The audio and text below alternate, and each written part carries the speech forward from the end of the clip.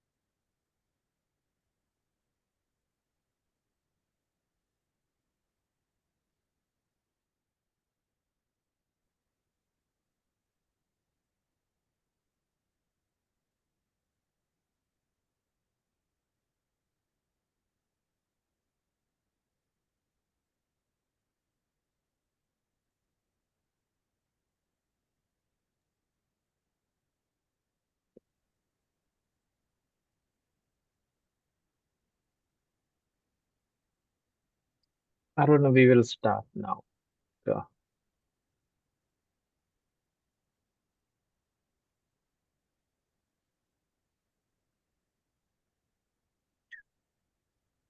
Okay. Arun, you're not audible. Right.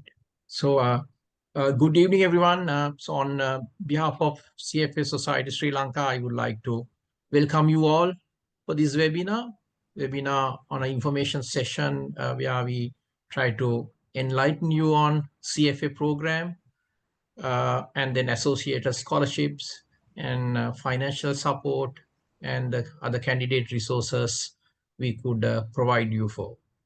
So today the webinar is conducted CFA Society Sri Lanka in association with Alpha Business School. Alpha Business School is our prep provider in Sri Lanka. And so we are very pleased that we have Shahan Fernando, CEO of the Alpha Business School, joining with us. Along with that, we have Nuan Javadana, the CFA, the director and chair of the University Outreach Committee of CFA Society Sri Lanka. And also we have Sandunika Pereira, coordinator of CFA Society Sri Lanka, who looks after the student resources. So today the webinar, we will focus on a few key areas on the CFA program, the curriculum, and then the scholarships that the CFA Institute has offered for you, and also the financial support that we have organized with Hatton National Bank and EduLoan. And then we will also focus on our tuition provision in Sri Lanka with Alpha Business School. So we will have a conversation. I will have a conversation with three of the speakers who are joined here with us today, and to educate you on the areas I mentioned. So to begin the conversation today, I would like to engage with Nuan Javadana. Nuan, would you like to begin with today's conversation? Would you like to elaborate on the CFA Institute mission and some of the details so that our prospective students will understand the broader view of the CFA qualification and why they should pursue? Sure, Aruna. Thank you very much, and very good afternoon to everyone. I hope that most of the people who have joined us today, mostly undergraduates from the local universities, as well as people who are doing degrees in private educational institutions. So most of my reference to the program and related comments would be aimed at that category. But if there's anyone else who want to get further clarity related to different sort of areas, I would be happy to follow up and do that at the Q&A session. So let me quickly share a couple of slides that we have put together. Hmm. Okay. Is my slides visible, Aruna? Yeah, it is visible. Yes. All right.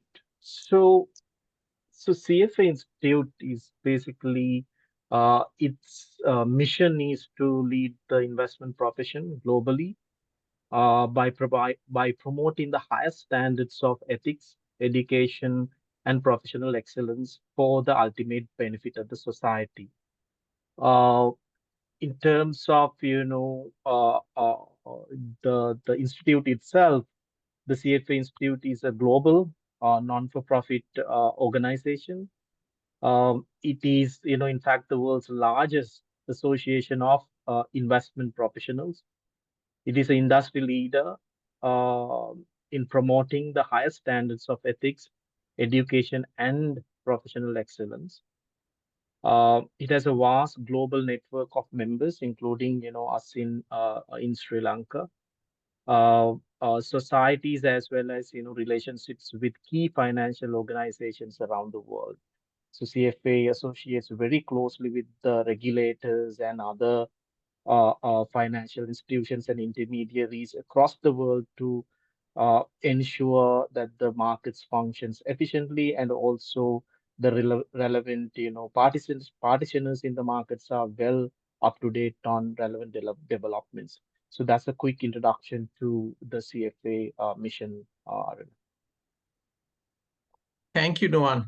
Uh, could you also explain about the global reach of the CFA Institute and how it impacts the finance profession on an international scale?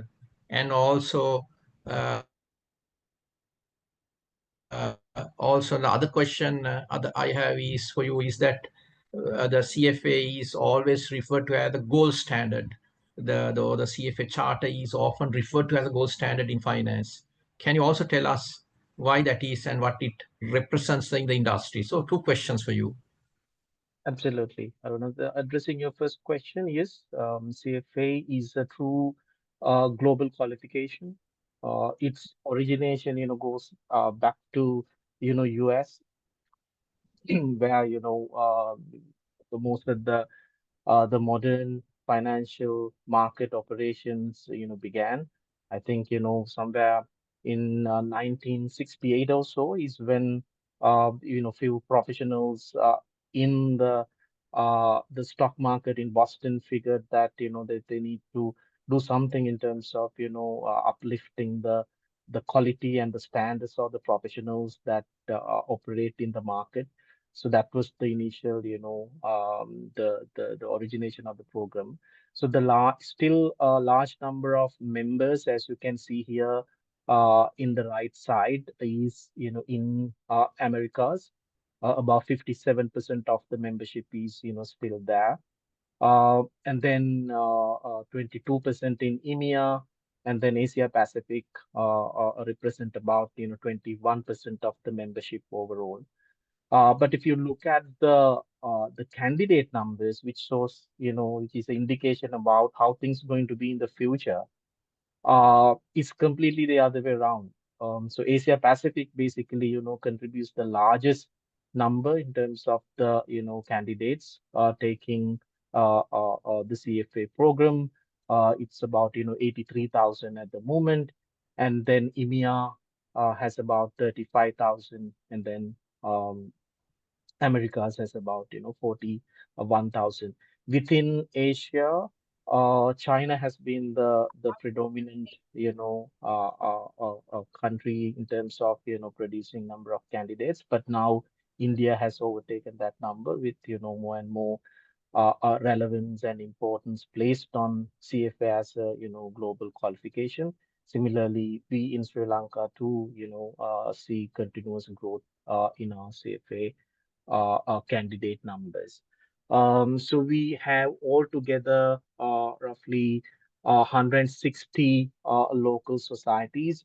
So most CFA, engagement with the CFA chart holders as well as candidates are delegated to the societies, local societies that Aruna represent here, and lead operations as as CEO, and then there is a uh, board of directors who are basically the charter holders, which I am also part of.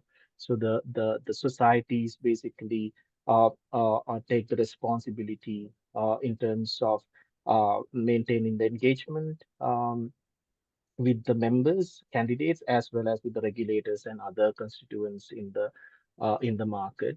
So right now there are more than 200,000 members globally.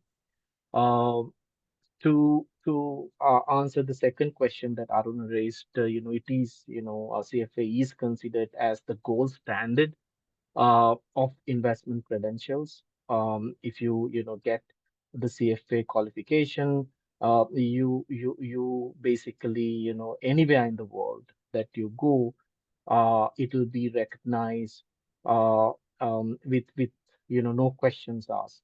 Uh, People know that CFA maintains similar rigorous sort of process across the globe in terms of providing their qualification, and pretty much whether you are in US, Sri Lanka, or China, if you have gained the qualification, you're considered equal.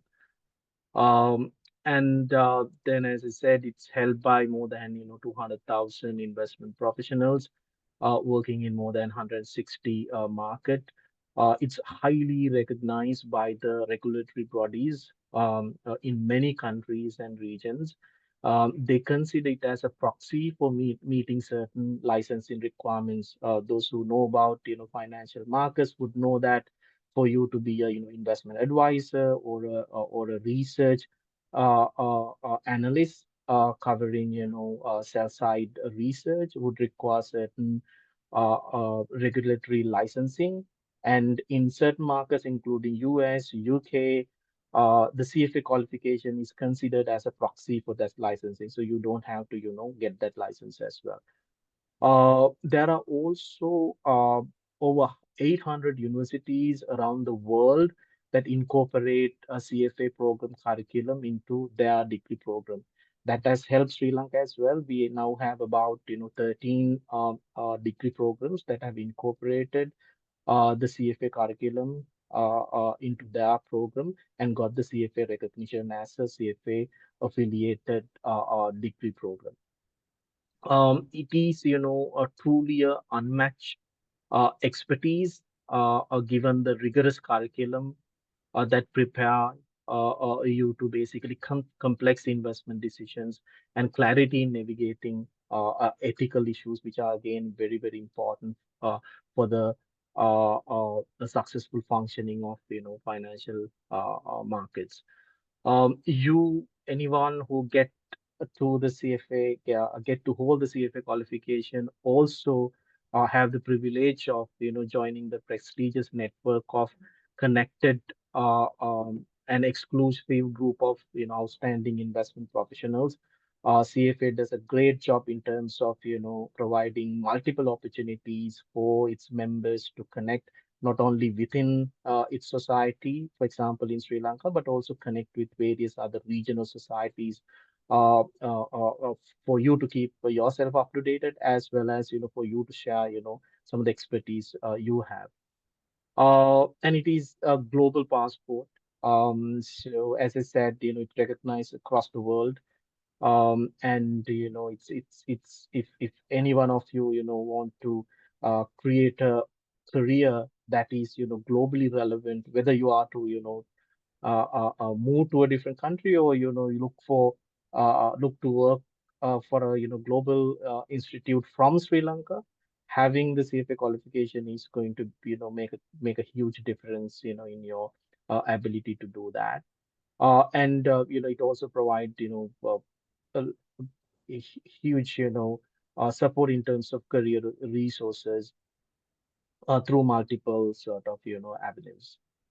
I'll take a pause there, Arun. I hope I answered you. Sure, sure. Thank you, Nuwan. I think it's interesting to see from your statistic uh, greater demand for CFA qualifications, especially in Asia now, and the number candidate numbers growing very fast than the other regions.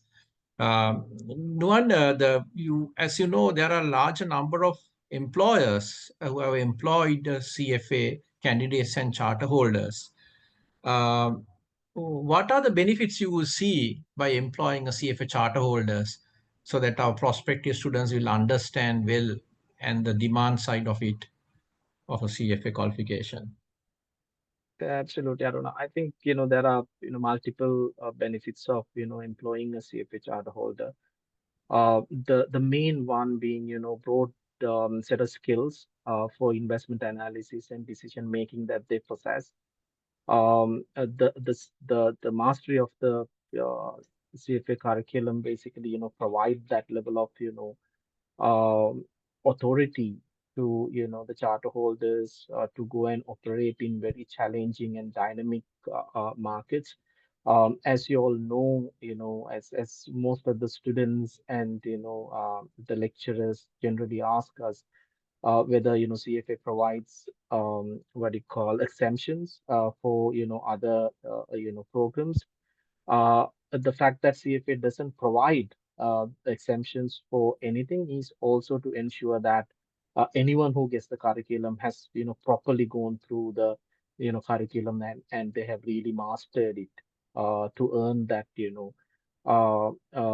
designation. So that gives employers also that level of confidence and the comfort that the people they're hiring have been properly tested and tested in awarding the qualification.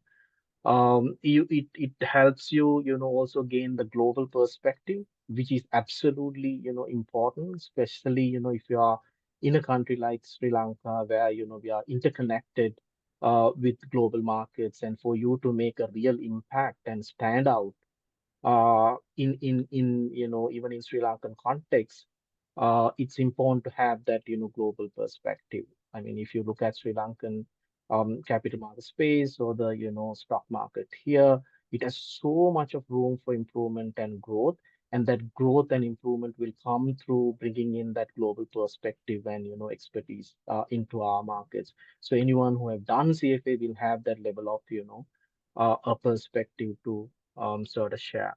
And of course the in-depth knowledge of investment instruments. There are in Sri Lanka, you probably heard of equities as the most relevant and available asset class. Not necessarily that worse in terms of fixed income securities. Probably it's mostly it is limited to investing in treasuries, and that also limited to some of the financial institutions and maybe a limited number of institutional investors.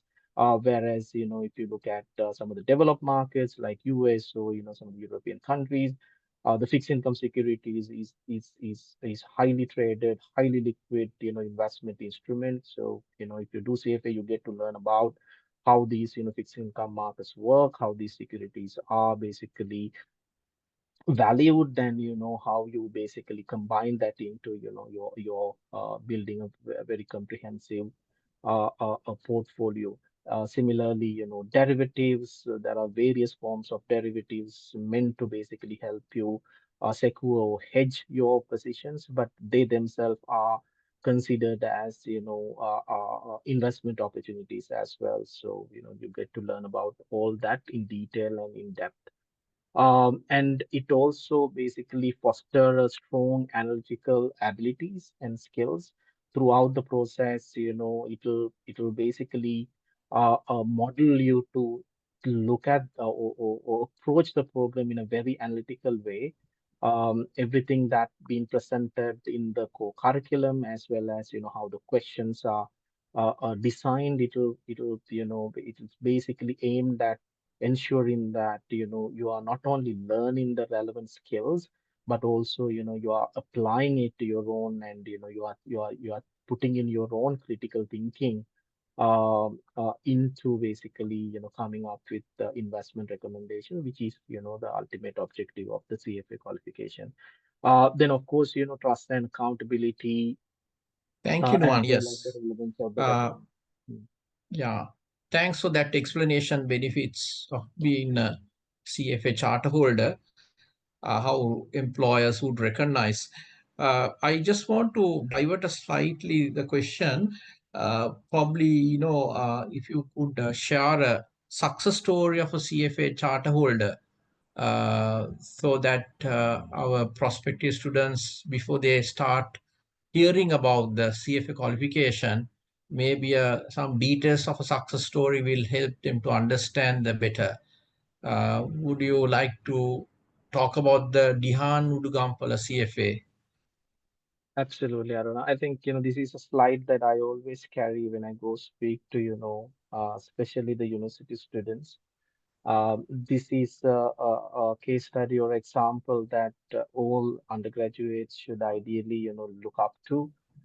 So Dihan was from the accounting department, University of Sri Jagadhanpura. Um, I met him during a presentation, the information session that I did for Equity, the company that I work for, in the university. I think he was just starting his third year. So he obviously wanted to join Equity at that time. Um, and he joined as an intern. While, interning, he started doing CFA. This was, while he was in the third year. He had just completed 2 years and early part of the third year.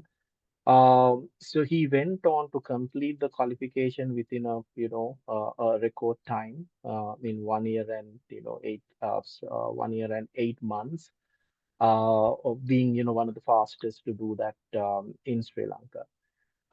Then, given that, he was also gaining experience in equity, relevant experience, he also got the charter pretty soon, and was, one of the youngest charter holders. Then he also, progressed in his career pretty fast from, intern to analyst to associate to senior associates to, DL at the time. He actually left equity.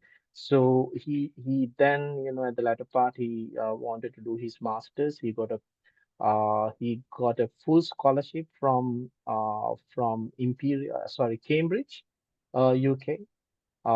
He did his master's there, and once he finished his master's, he got an offer from JP Morgan to work there. So right now he's working there in UK in JP Morgan. So this is a brilliant story. I think everyone here, should take this as something that they all can one day achieve. Not that all of you have to, go directly there. So Dihan, while he was in equity as well, working for some of these leading global investment banks, so you have that, you have what it takes to actually, compete with the best mind in the world, right? So it's just a matter of, you making right decisions at the right time and also staying focused. So I hope that, the people who are joined here take Dihana as a good example and, immediately start thinking about what's the path they want to take, and then hopefully, aim for a greater heights for them to reach. Mm. Thanks to an, I think, very interesting case. If I'm not mistaken, I think Dihan completed his CFA exams within 18 months while he's pursuing his university degree, uh, and also involved with other curriculum activities. Uh, yeah, so interesting case. So now I think I would come to the core question of the today's session. When it's come to the CFA, there are three levels in the CFA curriculum.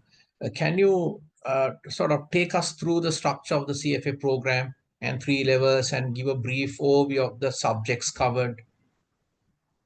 Sure, Aruna. So, as you correctly said, so CFA program comprises of three levels: level one, level two, and level three. Broadly, the subjects covered in each level is the same, but you improve in terms of the depth that you go into each of these areas. At the beginning, you have the investment tools, you have the asset classes, and the portfolio construction perspective. At early stages, level one, level two, you'll be investing more time in terms of, understanding the investment tools like, quantitative methods, economics, financial statement analysis. and basically applying those skills to understand corporate issuers better, and then you use those tools to basically analyze different asset classes, as I said earlier, equities, fixed income, derivatives, and various other alternative asset classes like private equities, venture capital, real estate. All those are covered as part of asset classes. So basically, once you are equipped with the necessary investment tools to analyze how these, assets behave, how they would, perform in the future, what's their cash flows going to be like in the future, and then how to basically discount them in a more, technically correct manner and derive at the valuations. You can basically, now make investment decisions, and that investment decisions need to be made in a portfolio perspective with your, investment objectives in mind, and that basically, complete the overall objective of the CFA curriculum. So you have the tools, you understand asset classes, and now you are able to basically use those, knowledge to basically construct the investment portfolio. So in the past, uh, the CFA specialization was in basically portfolio management in general. But going forward, I think we'll cover that. There's a slide on that to detail it out. There will be three specializations. I'll just quickly cover that. Then we say a little bit of time. So in the future, you will have three different specializations that you can pick depending on your preference. One is the portfolio management pathway. The other one is the private market pathway. If you're someone who's who have been following the capital market space globally recently, you should have realized that there's huge amount of demand for private markets. There's a lot of things happening, a lot of investment happening. That area is growing rapidly, so CFA curriculum being very rigorous and very relevant have already, incorporated those aspects into our curriculum and created a separate pathway for private markets. And there is also a pathway for private wealth management, which is again, developing pretty fast. With more and more people becoming high net worth individuals, including Sri Lanka, there's more demand for private wealth management. So that also, covered in the most recent change to the curriculum and the structure of the program. This happens in level three, no changes in level one and level two. It happens in the final stage, and even in the final stage, 70% of the curriculum remain core for all three parts. Just 30% would be the specialization, but in terms of the qualification you get or the designation you get, it will be the same CFA qualification, whether you took what the portfolio path or the private market path, um, or the private wealth path. Right. Okay, Nuan, thank you. Nuan, if you are pursuing the CFA, your ultimate goal is to become a CFA charter holder.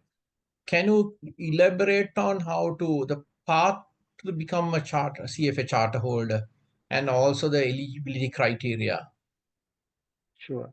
So in terms of obtaining the CFA charter, you first have to complete the three levels. So basically three exams: level one, level two, and level three. Once you have completed all three stages, then you have to basically have roughly 3 years of relevant experience, relevant to investment decision making, and then obtain 2 to 3 references. This can be CFA charter holders or other relevant professionals, uh, and basically meet the relevant regular membership requirements for you to remain a CFA charter holder. So it's a very straightforward process once you have completed all the exams. I know some of the memberships, it require a very detailed submission in terms of what you had done and everything. But in terms of getting the CFA charter, it's relatively straightforward. If I mean CFA goes with the trust that you are a professional. You go with you adhere to your ethical grounding. So you will basically communicate. You will clearly say that, hey, I've done ABC things in these companies, and basically the referees will vouch for what you have said, and that will basically be sufficient for you to get the membership. It's a very straightforward process, and within a month maximum, you will get the charter, provided you have fulfilled all these requirements. And in terms of eligibility criteria, I think this is probably one of the most important points for the audience today. Assuming that most of you are in universities, you can actually start or take the CFA level 1 exam while you are in the second year um, of your degree. So basically, you have to sit for level 1 uh, uh, 23 months prior to the expected completion of your degree. So that means, at the end of your second year, you can sit for level 1. But having said that, you need about, maybe about 6 months to prepare for the exams. So, in terms of registration and getting ready for it, you can actually start it at the middle of your, second year. So most of you, I think, already in that sort of category. So you can consider, applying for CFA almost immediately. So you have to have a, bachelor qualification or a, relevant sort of experience. But in terms of completing that bachelor, you have 23 months, to gain that after attending CFA level 1. What this does is actually, I mean, there are very practical reasons to why CFA made these changes to the eligibility criteria to allow students to sit for level 1 in their second year. One is obviously, if you have completed CFA level 1, by the time you look for an internship, let's say in your third year or fourth year, you stand a very good chance of getting an internship from some of the leading companies in the country without much of issue. And then companies like Equity and various other leading firms are always in the lookout for people who are taking CFA. So even if you are done only level 1, you have a very good chance of getting So, picked. no, one very interesting. So, what you're saying is, if you are an undergraduate, when you are in the university, I think before 23 months before the graduation, you can register and sit for the level one exam, So you can do the exam 23 months prior, but in terms of registration, you can do it even earlier. So because even obviously need 6 months to prepare for it. And right. I mean, So, yeah, sure. So, few years ago, it was not the case because you have to have the degree completed and then yeah, exactly. So initially, if register. you Now, with the the CFA completed Institute degree, has relaxed those rules. absolutely, absolutely, Yeah. absolutely. So this it's very convenient. And the other thing, the other So reason good. why So CFA that's did so Don, this. when it's come. Hmm. So, no, just I don't know. I think the bond for students is that typically in a degree, 4-year degree, third year becomes the most rigorous year. Hmm. So you focus a lot on your GPA and getting the right credits. So that's why CFA has brought this forward, so you can do it in the second year itself, and then refocus back into your degree. So it can really help you manage your Hmm, hmm. so the schedules Sure, as sure. So, Nuwan, coming back to the CFA program, well. CFA Institute generally have four exams for level one, and then level two, generally they conduct two exams per year. Sorry, three exams, and then for level two, I think the two exams every year. Uh, so this is the point. I think if you can elaborate on these exam schedules, because in the exam schedules you have the registration dates deadline, and then the early bird discount where you get a discount for your registrations, and then the standard deadline. And also you have for each level, there are deadlines. So if you can please elaborate on this for the benefit of everyone who's joined here. Sure, Aruna, sure. So as you can see in the slide, there are four exam windows in a given year. One in February, May, another one in August, and the last one in November. Uh, for level one, which is the most relevant one for this group, as Aruna correctly said, there are four exams each year. So you can pick which one you want to sit for, depending on, your plan and your basically schedule. So what you need to be mindful of in selecting the exam date, you obviously have to plan at least 6 months prior for you to save a significant sum of dollars. You should try your best to register during the early register before the early registration deadline, right?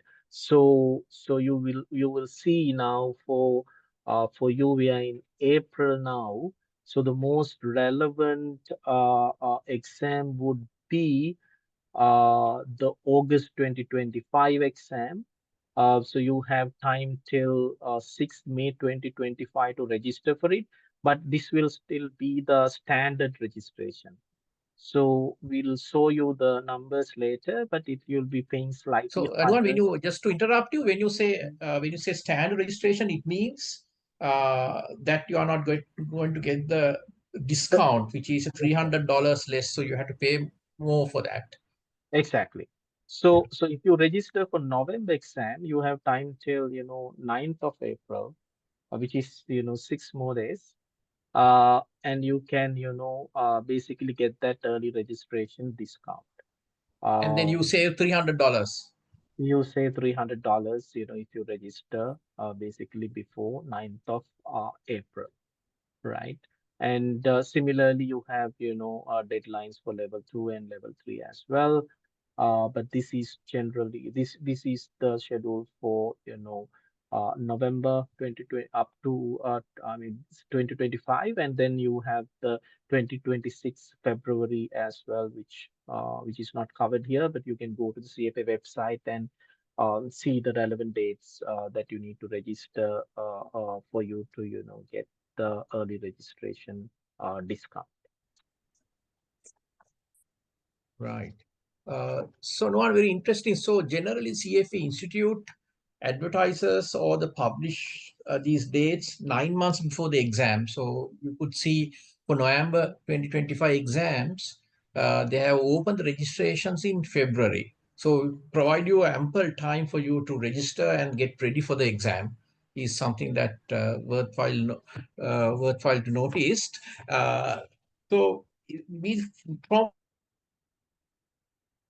here, Luan, can you explain about the cost of the program briefly, and then after that, I'll move on to Sandhunika, who can explain a little more about the more resources and then the financing supporting we have organized for prospective candidates. Absolutely, Aaron. So in terms of the cost of doing CFA qualification, for level one, right now there is one-time enrollment fee that is $350. And then, as we were discussing, for early registration, you have to pay only $990, whereas the standard registration is $1,290. So you save about $300 if you get the early registration, if you register early. And for November 2025, that registration, that deadline is 9th of April, as we saw in the earlier slide. And for level two, you don't have that one-time enrollment fee, um, but then have the early registration and the standard registration amount. From 2026, these numbers are going to slightly change. The early registration fee for level one will not be applicable. The total amount would be $1,140 if you register within the early registration deadline. If not, the standard registration fee will be $1,490. That's for level one. We do have scholarship options as well. I don't know how are we going to cover Yeah, that. yes, I think since this is scholarships also associated with the cost, and the Sure. CFA Institute I think provides quite a lot of scholarships. Why don't Yeah. you quickly explain that the scholarships also along with this? Sure. So I think that's absolutely important for students. We all, are very eager to, secure a scholarship, and that is absolutely important also because, this is a significant cost.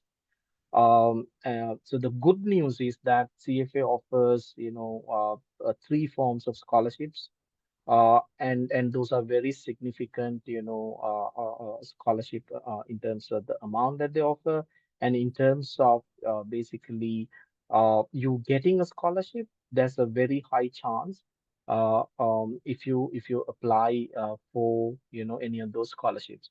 So in terms of what scholarships you have, the most relevant scholarship, I think, any students, if you ask, representing that student community, you should consider is the student scholarship, which will be awarded for our what do you call the partner universities. I think, as I said, there are 13 such departments in Sri Lanka. So all those departments have three or more scholarships, student scholarships that they can award. So if you get one of those student scholarships, you what you need to pay comes down to $600. So your total cost for level one will be $600 if you get the student scholarship.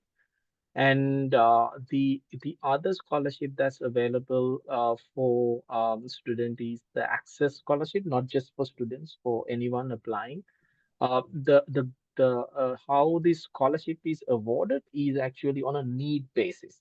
So there won't be any tests or any other criteria being considered in terms of the awarding scholarship. If you feel that you have a financial need, you can actually take that path when you are selecting the payment options, and basically say that, hey, I have that financial need. You tick that box, and maybe give little bit of information about your basically income level, and maybe you can write a little bit about how you sort of going to use the CFA qualification, and how you're going to contribute to the society using the knowledge. Then that will help you in terms of securing a scholarship. As I said earlier, there's a large number of scholarships awarded to Sri Lanka each year. I think last year also we probably got about more than 50 scholarships under the access scholarship part. Then there is also a professors. So if you're getting the access scholarship, you only have to pay $400 in total for level one. And these scholarships, access scholarship, you can get it for all three stages if needed. And I know personally um, a couple of people who actually did all three stages through scholarships while they were in the university. Uh, Starting at the university and then completing about 1 to 2 years after the degree. So it's something very important for you to know. And then there's also something called a professor scholarship. These are for university professors, especially those who are teaching subjects in our affiliated degree programs. So they can also apply for this scholarship, and they only have to pay $600 in total if they receive a professor scholarships. So that's about the scholarships. Right. Nuan, could you also quickly mention about the key dates in terms of applying for scholarships? Sure, sure. Because CFA So Institute has schedules, or they have sometimes they have the windows open for yeah, scholarships. Yes. so if you're applying for access scholarship, I think this should be similar for the student scholarship as well. So if you're taking the scholarship path, you need to, aim at the February 2026 exam. because the rest of the windows have already closed for the rest of the exams in 2025. So for level one, for February 2026 exam, the application window opens on 29th of April. That is this month, right? So, if you're keen to get get this scholarship to sit for CFA level one, you should, aim to sort of apply as soon as the window opens in 29th of April. And that application window remain open till 19th of May. And the decision dates to be announced. So you typically within 2 to 3 months, you'll get to know whether you have been awarded the scholarship or Right. yeah. Yeah. So you are thinking of a scholarship one. You have this window, this particular window is open right now, which will open on the 29th of April. And also, if you intend to sit for February 2020 exam, and if you are intending to apply for a scholarship, you should apply before 29th of April. Yes, right. So It's thank you, starting Nuan. on 13th. Yes, that's right. Yeah. So thank you, Nuan, for that insightful discussion about the CFA program. I will have few more questions towards later. So now I would like to move on to Sandhunika, who would be able to explain to us to our prospective students what financial supports uh, options that the CFA Society Sri Lanka has organized. Sandhunika, would you like to explain? Yeah, sure, Aruna. So we have come into special arrangements with the HNB and Edu loan. So I'll briefly go through the details. So the latest one is the HNB education loan. So this is available to anyone basically, if you're a full-time student, if you're a part-time student, or working full-time as well. But of course, the terms would differ for each category based on your income level and employment status. But basically, the tenor would be roughly from last 5 to 7 years. Um, and the loan amount also would roughly cover a maximum of 90% of your exam cost. Um, so to apply for this, you can contact these contact numbers given here. I will share the numbers in the chat box also. But the important things to remember when applying for one of these loans is that you have to either go to the HNB Colombo Metro branch or contact these specific people mentioned here because it's a special arrangement. And if you contact any of the other branches, they may not be aware of it. Also, don't wait till the last minute. It will take about 15 days to process these loans. So please do get in touch with them in advance. Then this one we have arranged for an exclusive credit card for our candidate council members. So if you don't know what the candidate council is, that's a local membership that we offer to our candidates for a nominal fee of 7,000 rupees per annum. That entitles you to a lot of benefits that the society offers to candidates. So this is one of those. So if you're a candidate council member who is employed, you can apply for this card. And that the special feature is that it will come with a pre-approved limit that allows you to pay your exam fees and then convert it to a 0% 12-month installment plan. There is no joining fee and there's a 2-year annual fee waiver as well.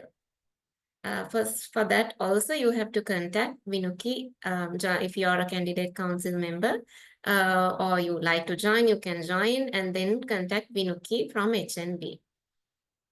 Then moving on to EduLoan, that is a platform, fintech platform, where you can apply for any of the facilities that they offer with their partner institutions.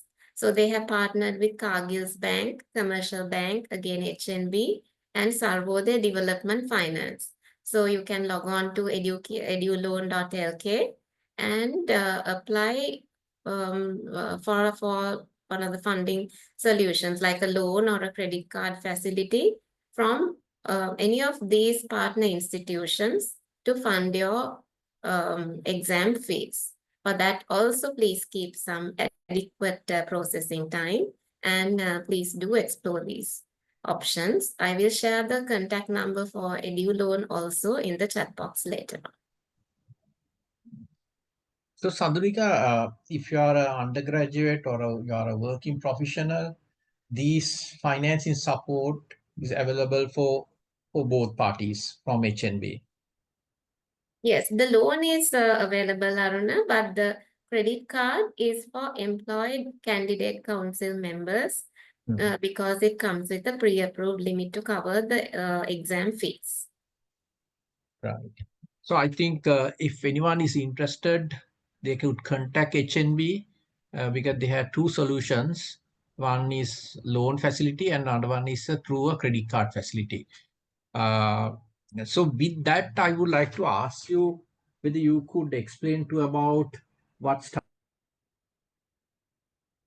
resources, what study support the CFA Society Sri Lanka provide for any candidate who has registered for the CFA level 1 exams. Yes. Give me a moment, please.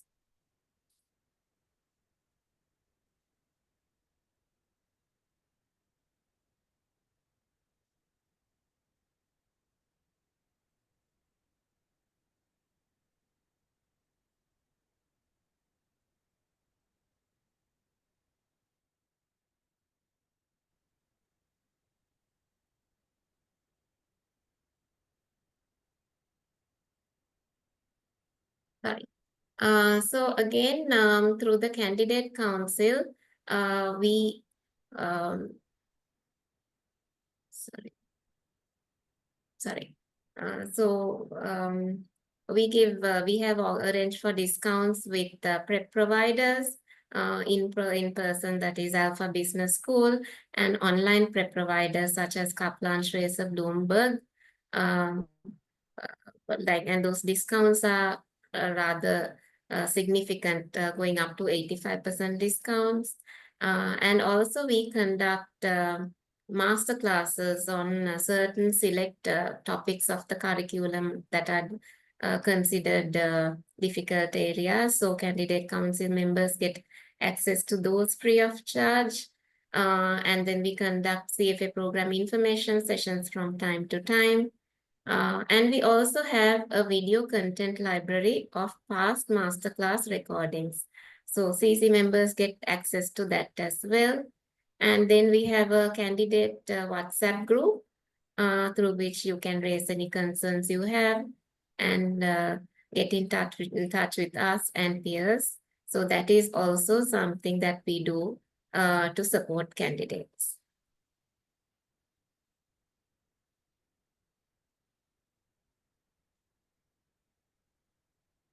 That's it. I don't know. Are there any online or in-person study groups that you have? We don't facilitate study groups as such, but we provide the platform for candidates to form their own study groups. So the WhatsApp group is also being used for that, like to connect candidates with each other. And we also provide networking opportunities for candidates. We hold at least one networking event exclusively for candidates, and also give access to certain events that we do for charter holders. And we have volunteering opportunities for candidates. So we provide the networking platform with the aim of helping students meet peers and form their study groups and so on. Good, yeah. Could you also explain how to get the membership of the candidate council if anyone is interested in, and then whether by the time getting the membership of the candidate council, do they have to be a registered CFA candidate? Yeah.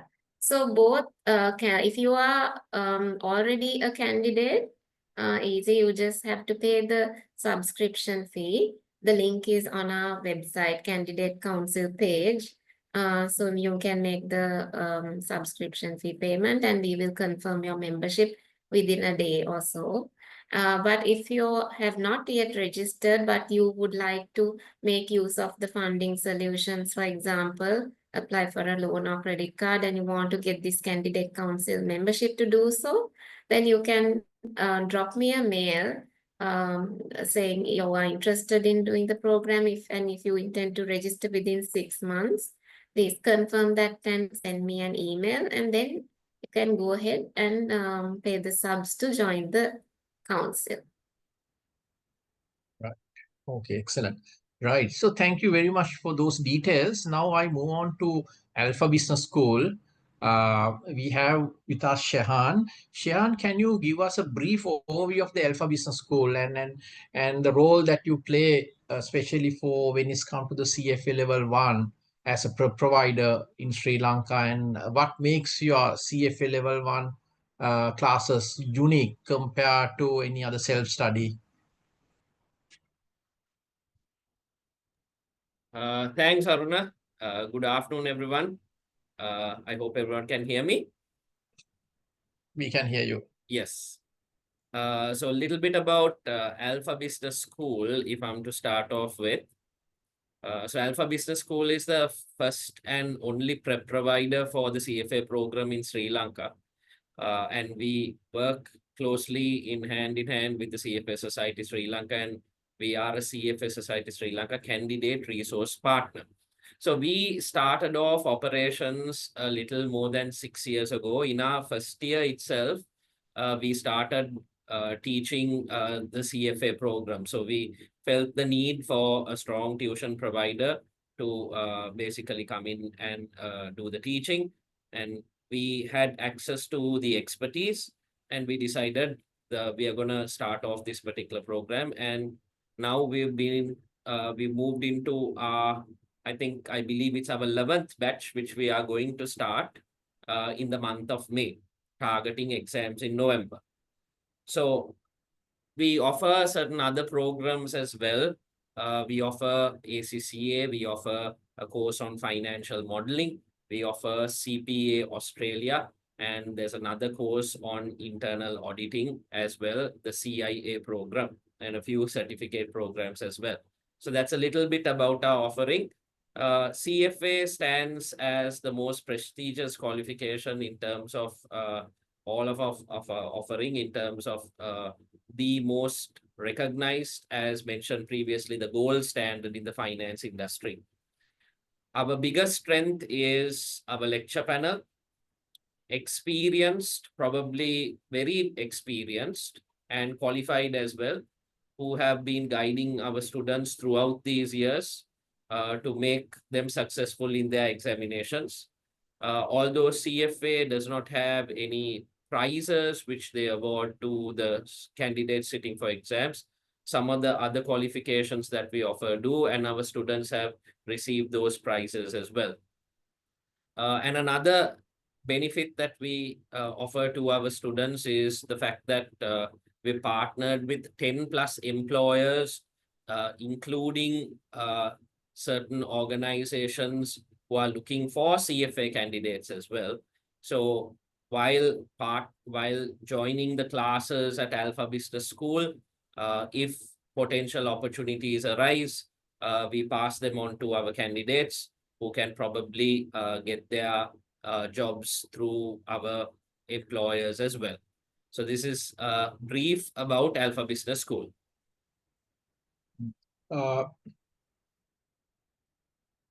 Shehan, when it's come to your lecture panel, could you tell us about your lecture panel? How experienced are they? Are they CFA charter holders? Yes. So our lecture panel, as of now, for the 10 subjects, there's 9 tutors. If I add myself into the panel, that will be 10 in total. Actually, except for myself, everyone else is a CFA charter holder. I act as the person who coordinates the entire thing for the CFA course. So everyone else is a CFA charter holder. So some of them spanning their teaching experience beyond 20 plus years. So if you come to us for the tuition, I can assure you that you are in very safe hands among experienced professionals. Okay, thank you. Shan, when it's come to the mode of delivery, do you offer both in person and in online classes for the benefit of everyone? If you can Yes. explain about it, yes. Sure. So we are actually based in Kolpiti, St. Anthony's Mawatha. We have equipped classrooms, air conditioned with projectors, etc., where students can come in for classes. But in being honest, I have seen in the past that the students are coming in for online classes. But however, what we generally do is we run a poll at the beginning of the program. And if there is a fair number of students who are willing to participate for the lectures physically, then we conduct the classes physically as well as online. In terms of the difference, there is no difference whatsoever. It's the same class which goes physical and online. So the online student will not be disadvantaged or advantaged additionally compared to the physical student. Sure. Okay, thanks. Shan, I also have another slightly different questions. Sure. Since you meet the CFA students, the candidates all the time, what are the challenges that you see that the CFA candidates are facing, and how do you, as Alpha Business School, help All right. them in overcoming those? Sure. The biggest challenge that I see is basically the lack of preparation and also probably the lack of understanding in terms of certain topics and the motivation to put in that effort to complete the exams. So I think everyone here would have done their research in terms of the CFA program and would have heard about its difficulty level. And at the same time, the same individuals would have done the same research to figure out the salary scales of those individuals who are after CFA. Okay. So if it was a very easy exam, which allowed you to get those salary levels which are right up there, I think the entire student population will end up doing this. Okay. So there is a level of effort that we have to put in. So if I'm to just briefly tell you, based on past surveys, you have to put about 300 hours. Okay. You have to put about 300 hours of study for this particular course is basically the results of a survey at least. So on that note, what we offer is classes. So, and the teachers or the lecturers will provide you with their tips in terms of how they pass the exams, along with narrowing down difficult topics taught in a very simplistic and easy manner to make everyone understand the course very easily, so that students can pass with relative ease and basically complete the entire qualification. Oh, great. Great, Shan. Thanks for that insightful. I'm sure that anyone listening will highly encourage and providing that confidence for candidates Yes. to get through the exams. Yeah. Apart from the one other thing is probably, since we talked about our financing supporting and the cost of the programs, etc., could you also explain about your fees? Because I know once you are registered with the CFA program, you get a lot of material, but still candidates are prefer to attend the physical classes, and maybe important for them to know about what are your fees when it's come to the classes. If you can Sure. explain that experience. Yes. So basically the level 1 course, if I'm to show you what we offer on the level 1 course. So on the level 1 course, it's live classes that we offer, either physical or online, along with the recordings. And basically there's an additional 50-hour revision program as well. We provide the training necessary for the calculators or the calculator as well, which is something that you must know when you're going for the exam. And we too have partnered with Kaplan study material where if on a need basis, the students can basically speak to us and get access to the Kaplan as a material. So the cost for what we offer in terms of the course is 125,000 that comes with the calculator. But having said that, as mentioned by Sandunika, anyone who has joined the candidate council will get a discounted fee from that amount as well. So just in case a particular candidate already possesses a calculator, again, yes, the fee will be lesser as a candidate coming in who already has a calculator, because we don't have to unnecessarily charge and give an additional calculator to someone who already has one.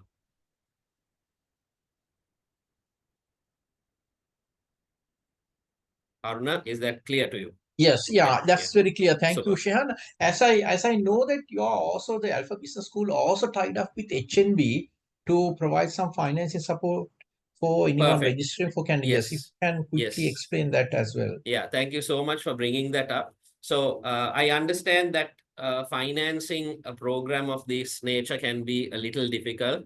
And therefore, that's why, along with the CFA Society also, who took that step for the loans and the installment plans, we too have partnered with Hat National Bank, where basically you can get a loan to follow the tuition classes with us. If you actually are planning, now there was a student who last time got, because there's a letter that we need to provide from our side.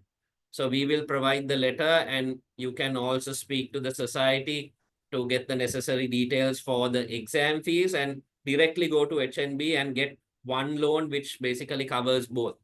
Okay, so that option is also available for someone who is having a little bit of a struggle on the financial side. In addition to this, something that would be very convenient, if possible, would be going for the installment plan, where we partnered with quite a few credit card merchants. And again, I can stress on Hat National Bank, because for the installment plan, Hat National Bank does not charge a single rupee extra. It's completely a free service given to the CFA candidates. So you can go on 6 months or 12 months installments, the total fee divided by the respective months as the installment. So that's a big benefit for those who are basically wanting to do the CFA program along with tuition. So as I said, you can follow classes with a loan or with an installment plan. That facility is also available. Sure, excellent. The Shan, one more question. As I know that anyone joined with this Alpha Business School, you go to the extent of providing mock exams, revision, and even to the extent of one-to-one mentoring. Uh, can you also explain about that? And also, what I can see is that from the slide, the most of your lecturers are from the industry, and then so they are in a position to provide the first-hand practical experience and a lot of insights to the students. That is 100% How correct. can you confirm that? Sure, I can confirm that. Okay. So almost all our lecturers are into practice in terms of finance. Okay. So as mentioned previously by Nuan, see, a networking opportunity can be something very, very important. So when you come for our classes, you directly mingle with the lecturers, and there have been instances where these lecturers recruited some of the students from the classes to their organizations or to certain other organizations who are known to them. Okay, when vacancies arise. So that's a big plus basically. And yes, as you correctly said, everyone's CFA qualified as well. So you get the expert advice when you join the classes through our qualified panel of lecturers. Have I missed out on a part of the question, Aruna? No, I think yes, perfect. Yes, Okay. perfect. I think you explained very well. I know you have been doing our CFA classes for some time, and then could you tell us about some success stories of some uh, great achievement of your students when it's come to the CFA?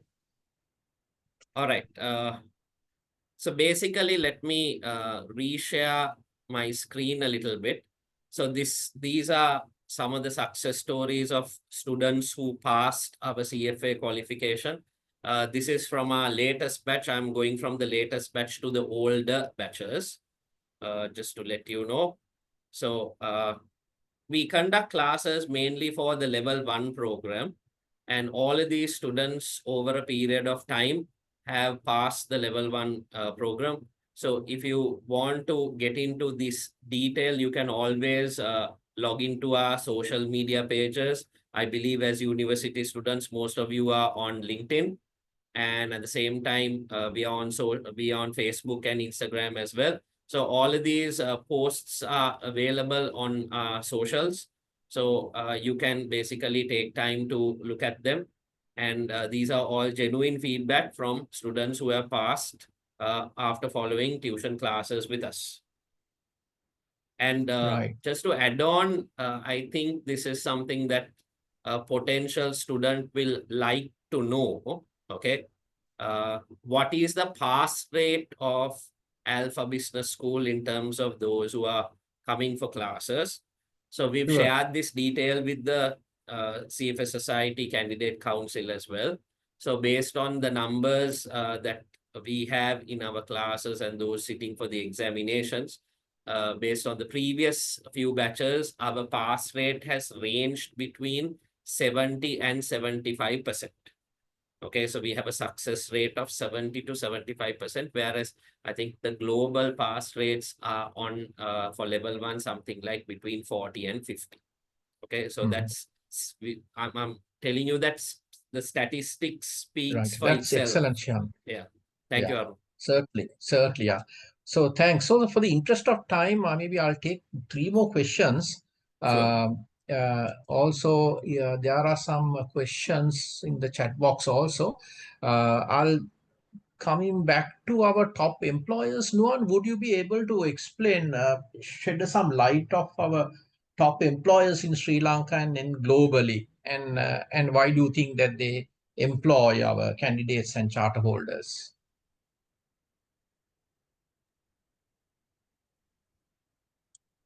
Sure. Let me share this.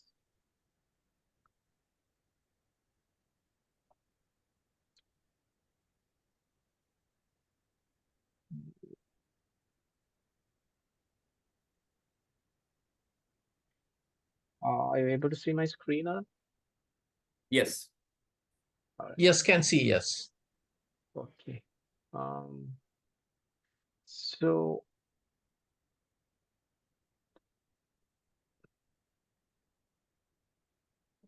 where did I?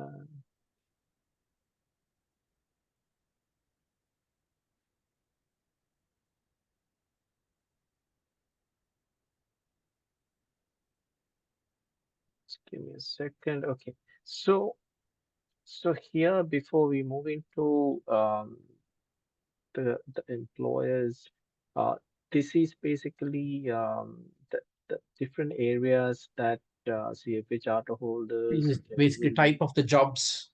Yes, yes. So investment practice wise, majority of the people work in, equity side of the business, then fixed income, private equity, derivatives, large part of, basically, most of the, different asset classes that I mentioned earlier. So, CFA charter holders are sought after to sort of make investment decisions in all these investment categories or asset classes.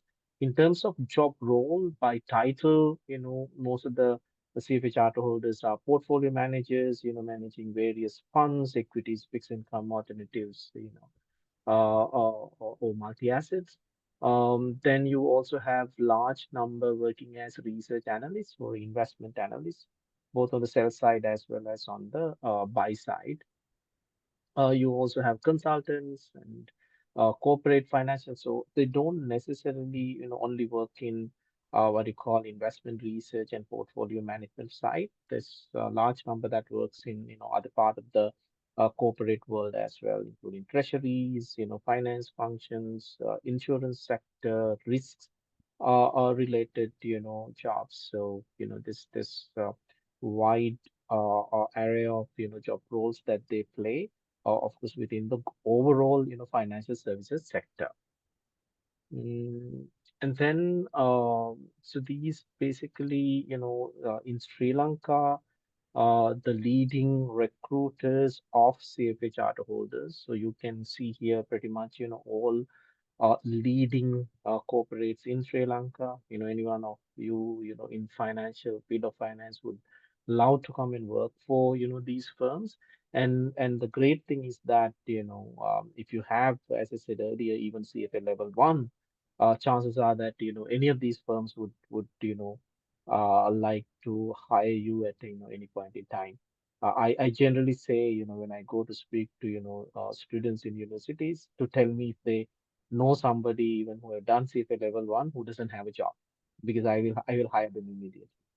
So that's basically the relevance of CFA qualification in Sri Lanka. So PT, there's NDB user base, central bank, MAs, pretty much all leading JKH, all blue chips companies in Sri Lanka are recruiters of CFA chart holders as well as candidates. If you go globally, I mean, it's a similar sort of scenario. So all leading corporates, leading financial institutions, leading banks, um, consultancy, companies, including the big four, are basically, recruiters of CFA charter holders, insurance companies, as I said earlier. So Bank of America, Deutsche Bank, Goldman Sachs, Fidelity, large asset managers. There are JP Morgan and it's UBS, Wells Fargo, Citigroup, Burns and Young, HSBC. So these are the places where, most CFA charter holders work. That basically gives a good impression about the opportunities for CFA charter holders globally. Right. Thanks, Noan. As a last question, what is the advice you would like to give to the prospective students? If you tell very briefly. Sure, I don't know. I think that's probably the most important part of this, 1 hour, or we run slightly more than 1 hour as well. So what I'll do is I'll quickly say, what you need to do. You need to really think about, what you want to be in couple of years down the line. What is that you want to achieve? You are investing a lot of time in terms of, your education, and what is that ultimate, objective? Obviously, the mostly for most of you, what will be relevant is to, secure your, financial stability as early as possible. And for you to achieve that, you obviously need to secure a job in a conducive industry as well as more lucrative industry and a established company. For you to get that, you need a qualification that helps you stand out locally as well as globally. So if you're looking for something like that, then differentiate yourself from others and stand out, a qualification like CFA can help, right? And if you're decided to do CFA to get that advantage, you should know that you can actually do that now itself for most of you, if provided that you have completed a 1 year in the university or 1.5 years in the university, right? So you are eligible. So don't I would advise to make that decision a learning decision as early as possible, commit to it, and then stay focused and complete that level one as early as possible. And then it gives you the option of again focusing back into your degree in the third year. And then when you are ready for your internship in the fourth year, you will have a brilliant opportunity. You can basically walk into any of these leading companies in Sri Lanka and say that, hey, I'm a CFA level one completed student and I would like to work for you. The chances are that or most of them would want to hire you. So that would be my advice to the students here. Okay. Thank you, Noan. So I will move on to Sandunika. Sandunika, as I understand, the candidate council not only provide exam preparations, but also you prepare candidates for to improve their soft skills. Can you, as a last question, can you shed some light onto the what kind of programs that you have been doing in terms of improving the soft skills of the candidates? Yeah, hold on. Let me share my screen. So again, to candidate council members, we give discounts on learnings programs. So there are professional training courses that are conducted under the learning sub-brand of CFA Society Sri Lanka. And the programs conducted are aimed at preparing, actually it's mainly for corporates as well, corporates, students, anyone. The courses are conducted on relevant topics for the finance industry, like Python and machine learning, equity analyst training, mergers and acquisitions are some of the examples. So those are really good programs which are conducted by professionals, but we offer a discount to candidate council members as well. And also there are continuous education events that the society conducts for charter holders. These are like seminars that are more relevant to our members. And for these also, based on availability, we allow candidate council members to join. Yeah.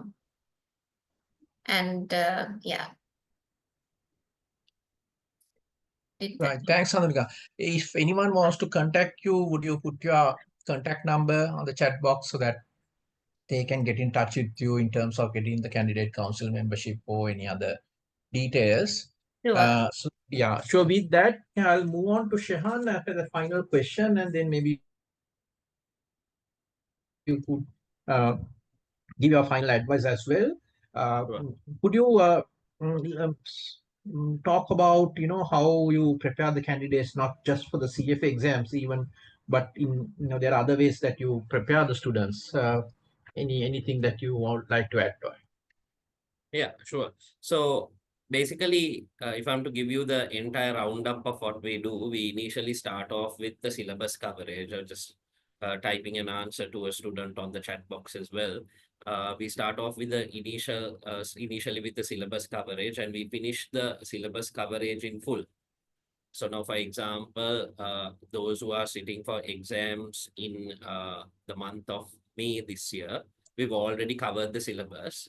And this is like a tiny holiday period for them to go through the syllabus content, and probably take a tiny break for the new year also. And thereafter, we have a 50-hour revision program purely on question practice. So that is basically what we do for the students in terms of the classes. Along with the CFA Society Sri Lanka, from time to time, we organize a mock examination as well for the CFA candidates. So that is mainly for level 1, to be honest. So that option is also available.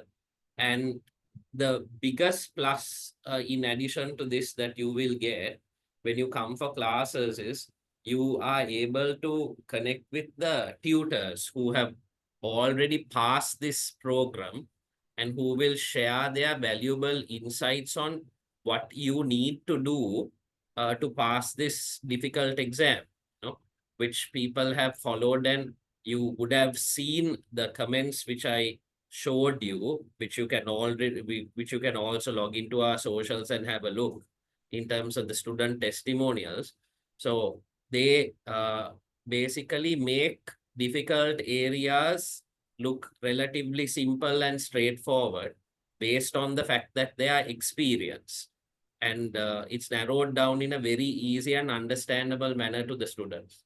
And at the same time, I think there was a question on study groups. Okay, so that also can be automatically formed because we have a WhatsApp group anyway. Okay, for those who are in the class. So I recall, as a student who started off my higher studies, one of the motivations that you have is when you go into classes, sometimes you speak to the rest and clarify your doubts.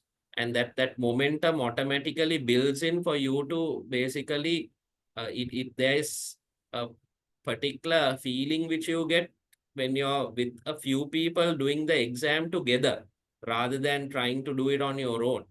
So that atmosphere also gets built as a part of basically you coming for classes.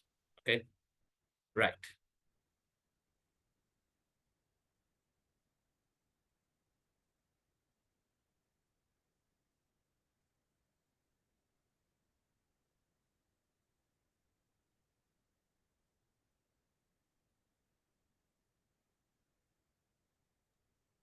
And I believe that's about it in terms of what we offer. So if there are any other question, I can answer. Aruna? Thank you, Shehan. I think there are no other questions. I think we have taken almost 90 minutes. So it's time to maybe conclude the Yes. session.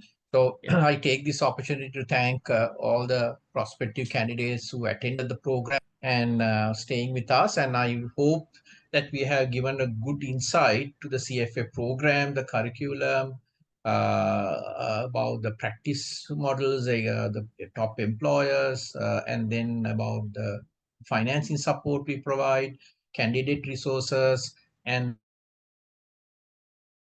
then from Alpha Business School about their operation, the classes, and all that, and also more importantly, the deadline. So we have two deadlines remain for this year. One is for the August exam, and other one is for the November exams.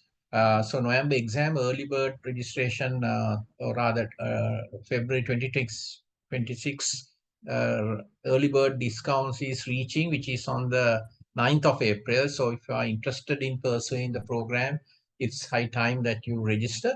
And also you should reach out to HNB or any other provider who may be able to support. So with that, I would like to once again thank Hanuman, Shehan, and Sandhunika for taking time off and sharing your insights. And I'm sure the session was very helpful to each and everyone. So with that, we will conclude and have a pleasant evening for everyone. Thank you. Thanks, everyone. Thanks, everyone. Thank you.